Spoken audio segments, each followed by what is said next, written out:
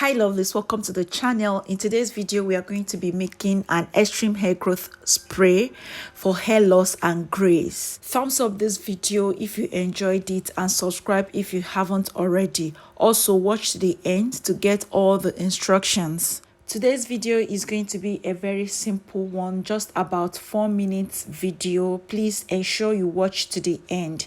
So to begin, I grabbed my beaker and poured 250 ml worth of hot boiling water. Next, we are going to be making use of this herb. This is a Chinese herb called Salvatore Forte or Hu Shou Wu. I don't know if I murdered the name, but please check the screen for the correct pronunciation. So I added that into the hot water and stirred to combine that. I'm going to be dropping the list of the ingredients in the description box below, and also where I got it from will be on the screen and also linked in the description box, just in case you want to buy. I'll also be adding 1 tablespoon of aloe vera powder to the mixture, and I'll go ahead and stir all the ingredients to combine. Stir properly to avoid lumps.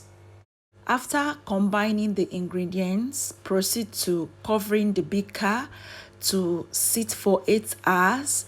This is to infuse these herbs, just to activate it for it to work better. So I'm going to keep it on the surface. This is after 8 hours after infusion, and this is what we have. You can see that this has separated with the herbs beneath and the tea on top. So I'll go ahead and decant the tea and then discard the paste. I'm using cheesecloth and a sieve. Go ahead and transfer into applicator bottle for easy application. Please, this is not a leave-in spray. Ensure you rinse this off your hair after applying. If you must use it as a leave-in spray, make sure it's not concentrated like mine. I'm going to be rinsing this off, hence the reason why. From what you can see, my hair has some treatment on it, but I'll go ahead and spray this anyways.